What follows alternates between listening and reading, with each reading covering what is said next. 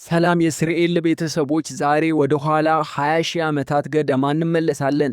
መሬት በበረዶ በተሸፈነችበት ህልውናን ለማስጠበቅ በየቀኑ መታገል በሚኖርብህ በዚያ ጨካኝ ዘመን በሰው ልጅና በተፈጥሮ መካከል የተደረገውን ታላቅ ተጋድሎ እናያለን። ይህ ፊልም አልፋ ይባላል። በሰው ልጅና በታማኙ ወዳጁ በውሻ መካከል ያለውን ጥልቅ ትስስር እንዴት እንደተጀመረ የሚያሳይ ድንቅ ታሪክ ነው። ታሪኩ የሚጀምረው በበረዶ ዘመን አውሮፓ ውስጥ ነው። የጎሳው መሪ ታውና ልጁ ኬዳ ከሌሎች ጎሳዎች ጋር በመሆን ትልልቅ የዱር አውራሪሶችን ወይም ቢሶኖችን እያደኑ ነው። አደኑ በጣም አደገኛ ከመሆኑ የተነሳ እንስሳቱ በቁጣ ይሯሯጣሉ። በዚህ መሃል ግን ታሪኩ በደንብ እንድንረዳው ወደ ኋላ ጥቂት ሳምንታትን ይመልሰናል። ከሳምንታት በፊት የኬዳ ጎሳዎች ለዓመታዊ ታላቅ አደን እየተዘጋጁ ነበር። ኬዳ የጎሳው መሪ ልጅ ቢሆንም እንደ አባቱ ጠንካራና ጨካኝ አዳኝ አልነበረም። እሱ የሚወደው ድንጋዮችን እየቀረጸ ስለት ያላቸው ጦሮችን መስራት ነበር። አባቱ ታው ግን ልጁ የጎሳው መሪ ለማድረግ ይፈልጋል። መሪ መሆን ማለት መታገስ፣ መጽናትና ይህንን ጦር ማግኘት ማለት ነው እያለ ያስተምረዋል። ኬዳ ለመጀመሪያ ጊዜ በዚህ ታላቅ አደን ላይ እንዲሳተፍ ተመረጠ። ከመነሳታቸው በፊት ግን አንድ ትልቅ ፈተና ይጠብቀዋል። አባቱ ታው አንድ የተያዘ የዱር እንስሳ ፊት ለፊት ያቆመውና ይህንን እንስሳ ግደለው፣ መሪ ለመሆን ከፈለክ ልብህ ጨካኝ መሆን አለበት ይለዋል። ኬዳ ጦሩን ያነሳል፣ ወደ እንስሳውም ይቀርባል። ነገር ግን የደነገጡትን የእንስሳውን አይኖች ሲያይ ልቡ ይራራል። እንስሳውን መግደል አቅቶት ጦሩን ያወርዳል። ይህንን ያየው አባቱ በጣም ያዝናል። አንተ የምትመራው በልብህ እንጂ በጦርህ አይደለም፣ ይህ ደግሞ በዚህ ጨካኝ ዓለም ውስጥ ያስገድድሃል ሲል ያስጠነቅቀዋል። እናቱም ጭምር ልጇ ገና ለአደኑ እንዳልደረሰ እና ልቡ በጣም ለስላሳ እንደሆነ ለአባቱ ትነግራለች። ነገር ግን አባቱ ታው ልጁ ጥንካሬ እንዲማር ይፈልጋል። አዳኞቹ ረጅምና አድካሚ ጉዞ ይጀምራሉ። በመንገዳቸው ላይ ካሉ ሌሎች ሰዎች ጋር ይቀላቀላሉ። መሪው ታው ልጁ ኬዳ መንገድ ላይ ያስተምረዋል። በሰማይ ላይ ያሉት ከዋክብት አሳየው። እነዚህ ከዋክብት ወደ ቤትህ የሚመልሱ ፍንጮች ወይም የቅድመ አያቶቻችን መንገድ መሆናቸውን ይነግረዋል። እንዲሁም በመንገድ ላይ የድንጋይ ክምችቶችን እያቆሙ ምልክት ያደርጋሉ። ይህ ምልክት ወደፊት መንገዳቸው እንዳይስቱ የሚያደርጋቸው ነው። በመጨረሻም አደኑ ቦታ ላይ ይደርሳሉ። ከፊት ለፊታቸው በሺዎች የሚቆጠሩ ግዙፍ አውራሪሶች ወይም ቢሶኖች ይታያሉ። አዳኞቹ በጸጥታ ይከቧቸዋል። እቅዳቸው እንስሳቱን አስደንግጦ ወደ ገደል እንዲሯሯጡ ማድረግ እና ከገደል ላይ ጥሎ መግደል ነው። አደኑ ተጀመረ። አዳኞቹ ጩኸት እያሰሙ እንስሳቱን ያባርሯቸዋል። እንስሳቱ በታላቅ ፍጥነት ወደ ገደሉ ይሮጣሉ። ሁሉም ነገር በእቅዱ መሰረት እየሄደ ነበር። ነገር ግን ድንገት አንደኛው ግዙፍ አውራሪስ ዞሮ ወደ ኬዳ አቅጣጫ ይሮጣል። ኬዳ ይደነግጣል። ሊያመልጥ ቢሞክርም እንስሳው በግንባሩ ይገጨዋል። ኬዳ በግጭቱ ወድቆ ሳለ ቢሶኑ ተመልሶ መጥቶ ኬዳን በቀንዱ ተሸክሞ ወደ ገደሉ ይወረውረዋል። እጆቹ ገደሉን ሙጥኝ ይላሉ። አባቱ ታው ልጁን ለማዳን በከፍተኛ ፍጥነት ይሮጣል። ነገር ግን አልደረሰበትም። ኬዳ እጁ ያመልጥና ቁልቁል ወደ ገደሉ ይወድቃል። ኬዳ ገደሉ መካከለኛ ክፍል ላይ ባለ ወጣ ገባ ድንጋይ ላይ ያርፋል። ራሱን ስቶ እዚያ ይቆያል። አባቱ ታው ወደ ገደሉ ታች ለመውረድ ቢሞክርም ገደሉ በጣም አደገኛ በመሆኑ ሌሎች አዳኞች ይይዙታል። ታው የልጁን መሞት አምኖ በከፍተኛ ሐዘን ያለቅሳል። የኬዳ አስክሬን እንኳን ሳይገኝ ጎሳዎቹ ምልክት አድርገውበት የሐዘን ሥርዓት ፈጽመው ወደ ቤታቸው ይመለሳሉ። ከቀናት በኋላ ኬዳ ራሱን ያውቃል። እግሩ በጣም ተጎድቷል። ከፍርሃትና ከህመም የተነሳ ይጮሃል። ከገደሉ ላይ ለመውረድ ቢሞክርም አይችልም። በዚህ መሃል ግን ከባድ ዝናብ ይጥላል። ዝናቡ የገደሉን ታችኛውን ክፍል በውሃ ይሞላዋል። ኬዳ ይህንን አጋጣሚ ተጠቅሞ ወደ ውሃው ውስጥ ይዘላል። ከውሃው ወጥቶ እግሩን በዱላና በጨርቅ ያስራል። አሁን ኬዳ ብቻውን ነው። አካባቢው አደገኛ በሆኑ አራዊት የተሞላ ነው። ምግብ የለውም፣ መጠለያ የለውም። እግሩ ደግሞ በደንብ አይታዘዝለትም። አንድ ቀን ኬዳ ቁጭ ብሎ ሳለ የተኩላ መንጋ ይመጣበታል። ከተኩላዎቹ ለማምለጥ በአቅራቢያው ወዳለው የደረቀ ዛፍ ይሮጣል። አንደኛው ተኩላ ዛፉ ላይ ሲወጣ ደርሶበት እግሩን ሲጎትተው ኬዳ ራሱን ለማዳን በጩቤ ወቅቶ ያቆስለዋል። የተቀሩት ተኩላዎች ደግሞ ይሸሻሉ። ያ የቆሰለው ተኩላ መሬት ላይ ወድቆ በህመም ሲያቃስት ያየዋል። ኬዳ መጀመሪያ ላይ ተኩላውን ሊገድለው ጦሩን ያነሳል። ነገር ግን ያ የለመደው ርህራሄው አሁንም እምቢ ይለዋል። ተኩላውን መግደል አይችልም። ይልቁንም ተኩላውን ተሸክሞ ወደ አንድ ትንሽዬ ዋሻ ይወስደዋል። ኬዳ ለራሱ ውሃ ሊቀዳ ሲሄድ ለተኩላውም በቅል ውሃ ያመጣለታል። መጀመሪያ ላይ ተኩላው ሊነክሰውና ሊያጠቃው ይሞክራል። ኬዳ ግን በትዕግስት ምግብና ውሃ ይሰጠዋል። ቀስ በቀስ በመካከላቸው ያለው ፍርሃት እየቀነሰ ይመጣል። ኬዳ ለተኩላው አልፋ የሚል ስም ያወጣለታል። አልፋ ማለት የቡድን መሪ ወይም የመጀመሪያ ማለት ነው።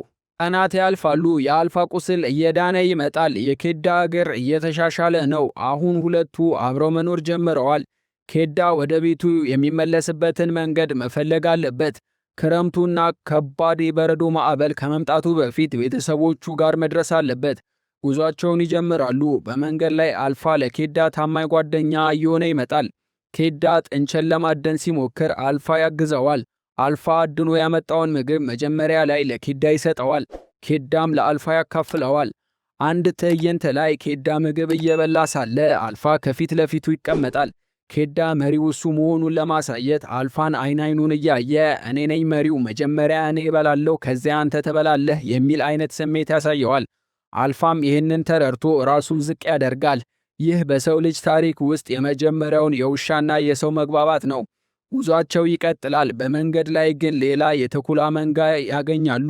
የአልፋ የድሮ ጓደኛ ናቸው። አልፋ ወደ መንጋው ይሄዳል። ኬዳ ጥሎት እንደሄደ አስቦ በጣም ያዝናል። አሁን እንደገና ብቻውን ይሆናል።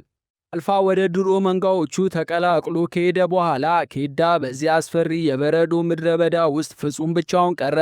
ክረምቱ እየበረታ በረዶ እየወፈረ መጥቷል። ኬዳ እየተራበና በብርድ እየተንቀጠቀጠም ቢሆን ወደ ቤቱ ለመድረስ ብቻውን መጓዙን አላቆመም።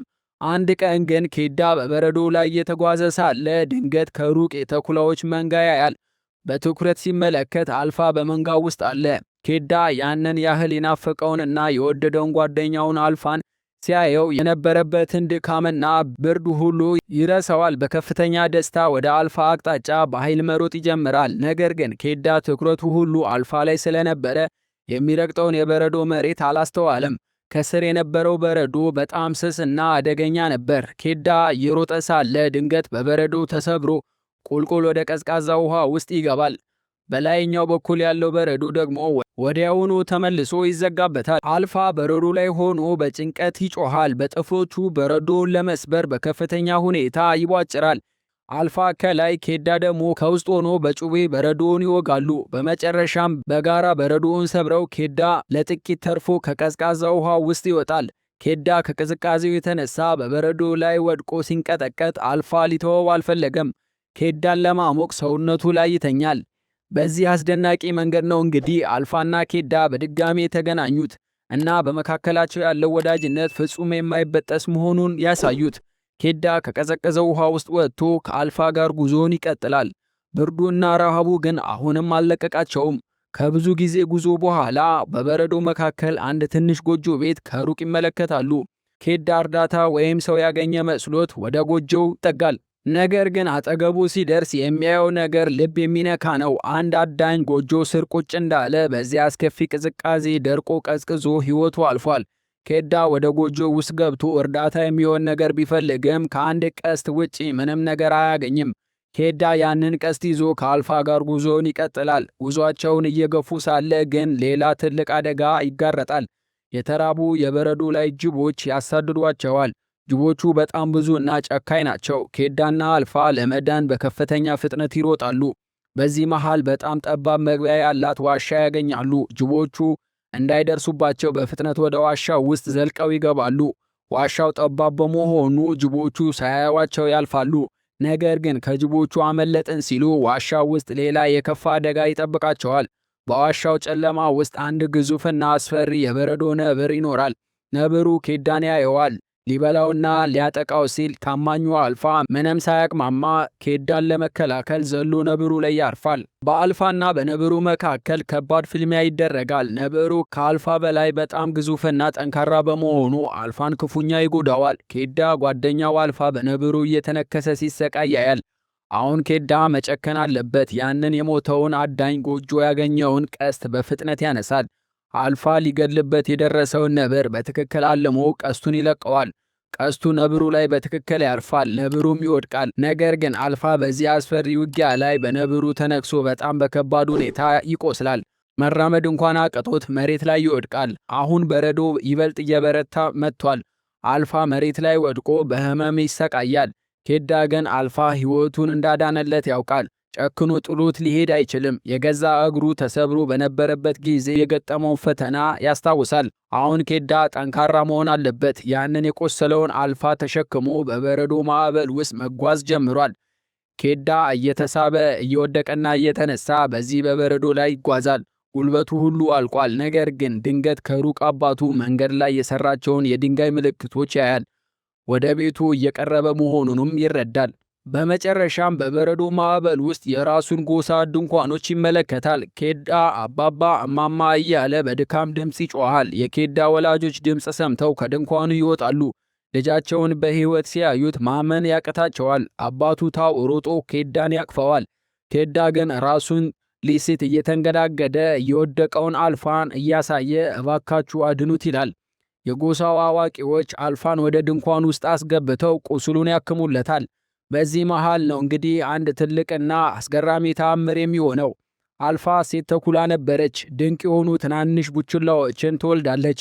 መሪውታው በልጁ ኬዳ ታላቅ ኩራት ይሰማዋል። ኬዳ በአደን ላይ ጥንካሬ ብቻ ሳይሆን ዓለምን አይታው የማታውቀውን ታማኝና መስዋዕት የሚሆን ጓደኛ ይዞ ነው የተመለሰው። ፊልሙ የሚጠናቀቀው ኬዳና አልፋ ከቡችሎቻቸው ጋር በመሆን ከጎሳው አዳኞች ጋር አብረው ለአደን ሲወጡ በማሳየት ነው። በሰውና በውሻ መካከል ያለው ያ ዘላለማዊ ወዳጅ በዚህ መልኩ ተጀመረ። የዛሬው የአልፋ ፊልም ማጠቃለያችን ሙሉ በሙሉ ይህንን ይመስል ነበር። በሰው ልጅ ታሪክ ውስጥ ጥልቅ ለውጥ ያመጣውን ይህንን ፊልም ከወደዳችሁት ላይክ እና ሰብስክራይብ ማድረጋችሁን እንዳትረሱ። በሚቀጥለው ቪዲዮ በሌላ ድንቅ ፊልም እስከምንገናኝ ድረስ ቸር ሰንብቱልኝ።